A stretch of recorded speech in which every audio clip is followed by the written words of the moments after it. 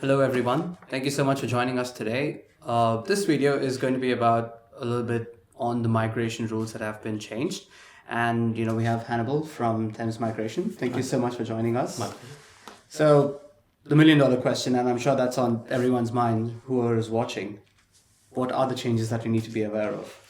Well, thanks for asking. The major change occurred on the 1st of July.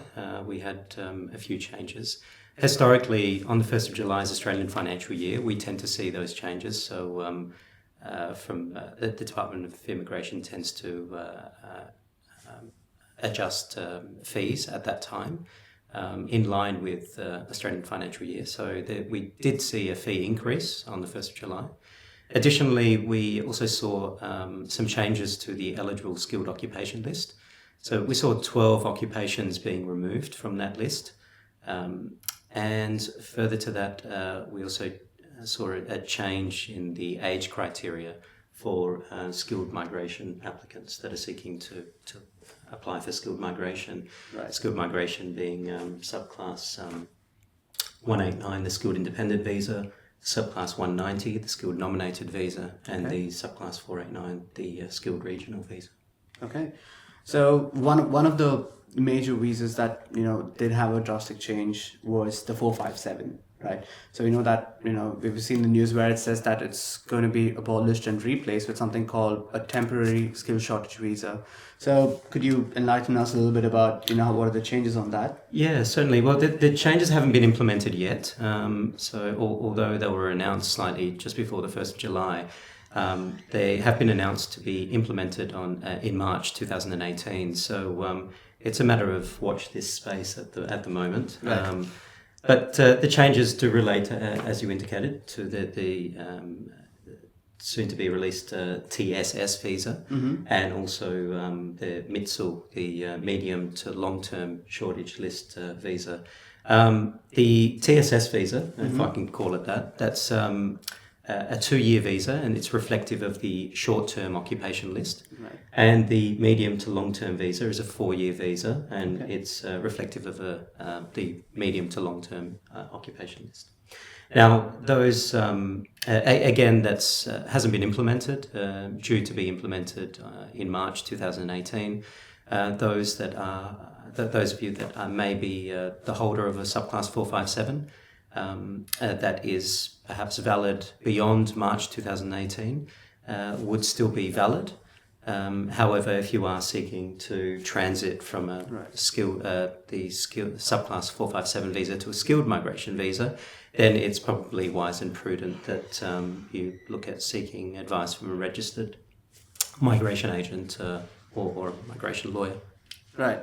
So as you were mentioning, right, so the visa changes are happening in 2 phases. We have some rules that have been implemented from the 1st of July 2017, and some that are going to be done from March 2018 onwards. So could you tell us what are the rules that have been implemented from July 2017? Yeah, certainly. So we've got, as I indicated, the changes relate to, there's a change with regards to the age criteria for the skilled migration program for skilled migrants that are entertaining subclass 189, 190 and 489. So that's been reduced from 50 to 45 up to the age of 45. Additionally to that, we have also seen some changes with regards to the transition from 457 to employer nomination scheme and regional sponsored migration scheme. Right. So there has been a change there with regards to English language requirements that I believe Jay has touched on. Is that correct? Yeah. So these changes have been implemented and are now in effect. But again, if there are any concerns with regards to some of these changes, or you're unsure, then by all means, we'd be happy to discuss that with the individual applicants. Yep, yeah. That's definitely brilliant. So, do we also need to be aware of any changes that are happening for, the subclass 189, the subclass 190? You mentioned the age. So is there anything else that possible applicants need to be aware of? No, the English criteria remains the same for those particular subclasses of visas. So, again, I believe the English language was touched on with relation to that. But no major changes there apart from the English language. Apart from the age criteria, and also there has been a slight increase in fee as of the 1st of July. All right. Anything else that you think possible applicants need to be aware of regarding, the new rules that have been done? Really just to be wise and prudent with regards to the changes that have gone through. Those of you that are thinking of applying for permanent residency or a visa, a temporary residency visa, or any type of visa really for Australia, do ensure that you seek the corrected advice from a registered migration agent to ensure that they map out a pathway that's best suited for you with regards to migration. Definitely. And, on that note, if you could possibly tell our viewers, how can they reach you at Thames Migration? Yes, certainly. Thames Migration has offices both in the United Kingdom, in London, and also in Melbourne. We've also got an office in Adelaide and one in Queensland. We have our office is based in South Melbourne, and our website, you can contact us via our website on www.thamesmigration.com or contact us via email at info@thamesmigration.com. Sounds good. Just so, for your information, the link to Thames Migration is present in the description of this video. So you can just click on the link and you can visit their website. Right. So thank you so much for your time. Pleasure. And thank you so much for the information. I'm sure a lot of them would have got a clearer perspective now. My pleasure. Thank you. Thank you. So we have Jay. What's up?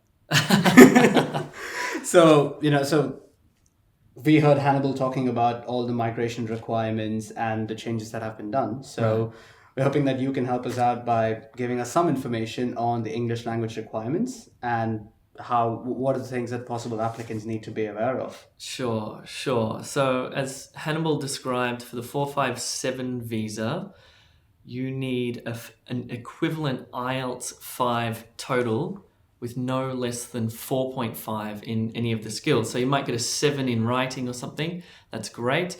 But if you get a 4 in one of the other skills, that will mean that you'll have to take the test again. So what I want to do, Abby, is I want to talk about the levels and the definitions that the Australian government requires for English language requirements, because there are 5 levels, right? First one's called functional English. There's also vocational English. There's competent English.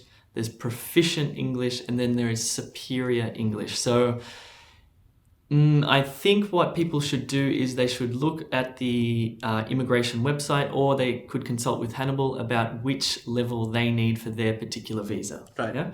So I want to go through each of these levels. Mm-hmm.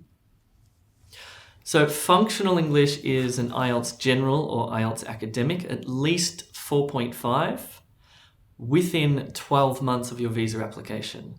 It's the equivalent to a Toefl IBT of a total of 32, again within 12 months of your visa application. And it's the equivalent of a PTE academic of at least 30 in all skills within 12 months of your visa application. Vocational English is an IELTS general or academic at least 5 within 3 years of your visa application. It's a Toefl IBT 4 for listening, 4 for reading, 14 for writing, 14 for speaking within 3 years of your visa application. PTE academic at least 36 in each of the skills. And also for this one, it's an OET B in each skill. Competent English is an IELTS general or IELTS academic at least 6 in all of the bands within 3 years of your application. It's the equivalent to a Toefl IBT 12 for listening, 13 for reading, 21 for writing, 18 for speaking within 3 years of your application. Also, that's the equivalent of a PTE academic 50 and an OET B in all skills. There are 2 more. Let me press on. So there's Proficient English, which is an IELTS general or academic 7 within 3 years of your application. Toefl IBT 24 for listening, 24 for reading, 27 for writing, and 23 for speaking. It's the equivalent of a PTE academic 65 and an OET-B, and the highest level of English that the Australian government recognises is Superior English, which is an IELTS General Academic 8 within 3 years of your application, TOEFL IBT 28 for listening, 29 for reading, 30 for writing, and 26 for speaking, PTE Academic 79, and OET straight A's. Okay, so That's a lot of information. it is. And one thing that ran through my mind when you were talking about this is there are like 4 or 5 different tests that anyone can take for an immigration score. Yeah. So what do you think is the best test that anyone can give? Yes. Or how do we understand which is the right exam to take? It's a good question. It's a question that we get asked a lot at times, E2 language, because people want to know what's the easiest test to take, which is probably the best way to look at this. It's an obstacle that you need to get over, and you should do it as quickly and as painlessly as possible. So I've got a little list here of the pros and cons of each test. At E2 language, by the way, our teachers have actually taken these tests. So it's not second-hand experience, it's first-hand experience of what these tests are like to take. IELTS, let's start there because that's the most common, popular test, probably the biggest test. So the pros of IELTS are that it has both general and academic, which means that if you can take the IELTS general instead of the academic. Why? Because it's easier. The vocabulary is less common, the tasks are a bit simpler, and yes, that'll make your life easier. Another pro of the IELTS is there are many test centres and many test dates, so that's a good thing. And I think the speaking in IELTS is relatively easy. That brings me to the cons of IELTS, which is that IELTS writing, it's tough. If you're aiming for superior English, like an IELTS 8, to achieve that is, well, you need to be really good. Let's just leave it at that. Or you might need help from e2language.com. The cons also for IELTS is it's inconvenient. And what I mean by that, it's a full day. The speaking is often at a different time than the rest of the test. It's also inconvenient because you have to use a pencil. You have to write an essay on a piece of paper. Yes, there are other tests that are more convenient. Right. TOEFL IBT, let's talk about the pros. So first of all, American accents make it easy, and it's also not genuine English. What I mean by that is the lectures that they create are not real lectures from real lecture theatres. They're produced in a studio, so they're very clear. Okay. TOEFL is a very sensible test. It's not tricky. Some of the IELTS questions can be tricky, to the point where you sort of think, oh my God, what is this? The TOEFL is also not overwhelming in that the reading sections and the listening sections are quite bite-sized and you just move through it systematically. The cons of the TOEFL are that the test dates and are not often available, and also you'll have to check whether they actually offer the TOEFL close to you, because in Australia at least there's not many test centres. Also, preparation for the TOEFL is hard to find unless you go to e2language.com. And there's also no general TOEFL, so it's academic English, which means it's a bit harder. PTE academic is popular, or becoming popular, and I think for good reason. I think it's a good test. The pros are that there are many different tasks. There are 20 different tasks in the PTE, so instead of just doing one writing task, for example, there are 5 tasks that relate to your writing. So if you do make a mistake in one, it's not going to be the end of the world, for example. In fact, writing is a bit easier in the PTE to get a higher score. PTE is extremely convenient. You can book it online, take your test, and get your results within a few days. And it's computer-based, so you get to type your essay instead of write with a pencil, which suits a lot of younger people. And also when you get your report card from the PTE, they give you your enabling skills, which means that you can see where your deficiencies are, which is really important. Whereas the other tests don't. They just say you got this in speaking and you don't know why. Okay. Yeah. The cons of the PTE are that the speaking is tough, particularly for Indian accents. And non-native speakers. Non-native speakers, yeah, but there are some first languages that seem to be harder than others, and South Asia seems to be a big one. Right. There's no general, so it's academic English, and unlike the Toefl and the IELTS, the PTE uses real English, real lectures. Okay. They're fast, they're hard to listen to. Yeah, so you need some good preparation from us, probably. Last one is the OET. This is for medical professionals. So if you are a doctor, a nurse, a physiotherapist, or one of the 12 different professions, medical professions, this test might suit you because it uses medical vocabulary, and the writing task is to write a referral letter, and the readings are about medical texts, and the listening's about listening in a medical context. The cons are that it's more expensive. Right. It's only held once a month, and the reading and the writing are particularly tricky.